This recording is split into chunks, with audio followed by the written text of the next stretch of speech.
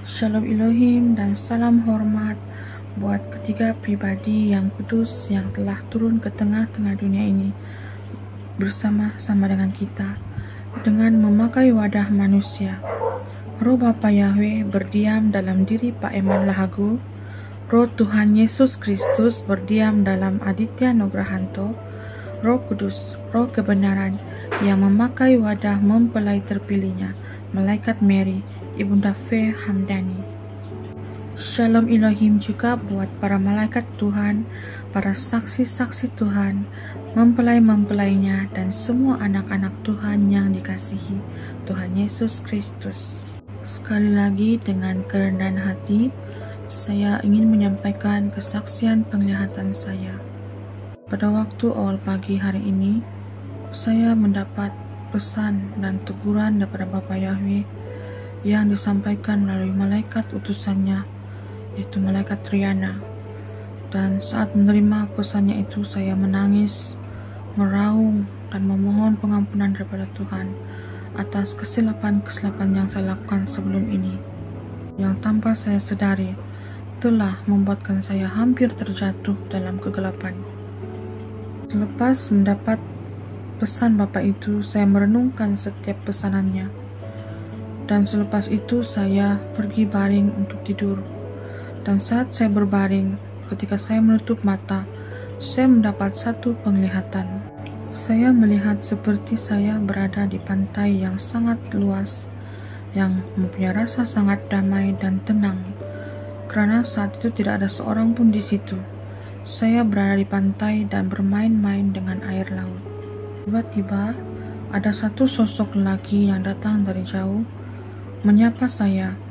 Saya tidak dapat melihat wajahnya karena penuh dengan cahaya. Tetapi semakin lama semakin lelaki itu mendekat kepada saya. Dan semakin orang itu mendekat, semakin wajahnya kelihatan. Dan pada saat dia sudah berada di hadapan saya, dia memalingkan wajahnya melihat saya. Saya melihat wajah Pangeran Ilahi Tuhan Yesus Kristus dalam Aditya Nugrahanto itu tersenyum manis melihat saya. Lalu saya tersungkur dan berlutut di hadapannya. Dan tidak lama kemudian dia berkata dengan lembut sekali, "Marilah ke sini, duduklah bersamaku." Dia membawa saya duduk di tepi pantai itu. Kata dengan lembut sekali, "Lihatlah kapal yang besar itu yang sedang berlabuh di tepi pantai." Lalu saya melihat ke arah yang dia tunjukkan. Ada sebuah kapal yang sangat besar berlabuh di tepi pantai.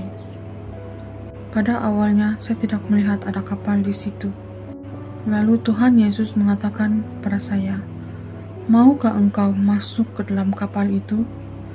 Lalu saya menjawab dia, "Ya Tuhan, saya mau masuk ke dalam kapal itu." Lalu Pangeran Ilahi tersenyum dan dia berkata demikian pada saya, "Lakukanlah segala pekerjaan yang telah kutetapkan bagimu. Laluilah setiap proses pemulihan yang telah kutetapkan dalam kehidupanmu, pahit atau manis. Bertahan saja sampai akhirnya, dan taat setialah kepadaku," kata Tuhan Yesus pada saat itu. Selepas Tuhan Yesus berbicara itu, saya menangis, dan tangannya seperti mengulurkan satu tiket kepada saya. Dan saya hanya mampu menangis saat itu, karena saya teringat dengan perbuatan saya, dan saya teringat dengan kesaksian malaikat Riana yang mengatakan sangat-sangat sukar masuk ke kapal itu, gerbang kapal itu, yaitu kerajaan 1000 tahun damai. Saya bertanya pada diri saya, layakkah saya Tuhan, manusia yang berdosa ini, untuk masuk ke sana? Karena saya ini seperti Saulus yang pernah mengkhianati atau tidak taat kepadamu. Tuhan hanya tersenyum pada saat itu, dan dia memberikan saya tiket dan mengingatkan saya agar tidak lagi menjadi Saulus, tetapi menjadi Paulus yang sanggup bekerja untuk menyebarkan kerajaan Tuhan. Demikian penglihatan saya dan dialog saya bersama Tuhan Yesus saat itu.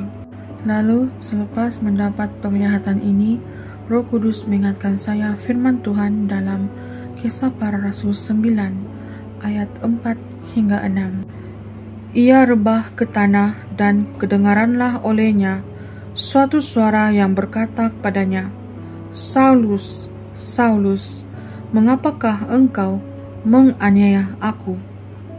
Jawab Saulus, siapakah engkau Tuhan? Katanya, akulah Yesus yang kau aniaya itu.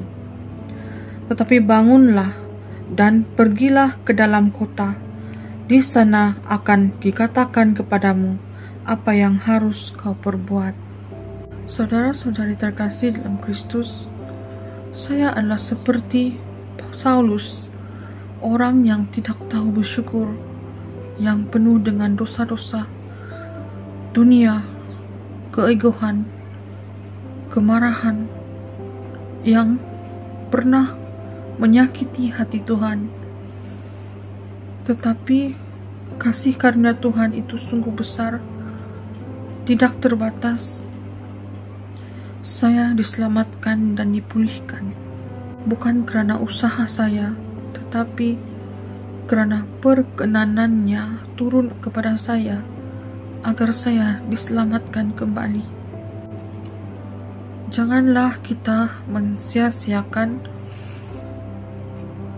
peluang yang Tuhan berikan, karena mungkin peluang itu adalah peluang terakhir yang Tuhan berikan kepada kita di masa yang sangat urgent ini. Jadi hargailah setiap peluang penyelamatan, keselamatan yang Tuhan telah berikan kepada setiap pribadi kita. Teruskanlah kita bertobat dengan sungguh-sungguh, menjadi pribadi yang Tuhan ingini, agar kita menyenangkan hatinya, karena sangat-sangat tidak mudah untuk masuk ke kerajaan Tuhan selagi kita masih ada sikap-sikap dunia yang tidak diperkenankan oleh Allah. Segala kesombongan, keangkuhan, kedagingan manusia yang mengikat, semua itu adalah najis di hadapan Tuhan. Dan untuk masuk ke dalam kerajaannya, kerajaan 1000 tahun damai yang sedang didirikan oleh Pangeran Ilahi, Jesus Christ, King of the King, semuanya harus dibersihkan. Orang-orang fasik, orang-orang angkuh, sombong, orang-orang yang tidak pernah bertobat, semua akan dibersihkan.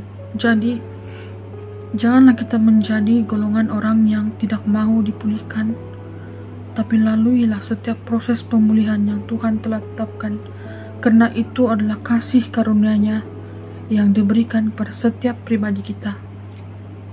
Demikian saja kesaksian saya. Biarlah setiap orang yang mendengarnya diberkati, dipulihkan, dan dikuatkan. Dan marilah terus-menerus mencari perkenanan Tuhan dalam hidup kita. Biarlah nama Tuhan yang ditinggikan dan dimuliakan sampai selama-lamanya. Tuhan Yesus memberkati kita semua.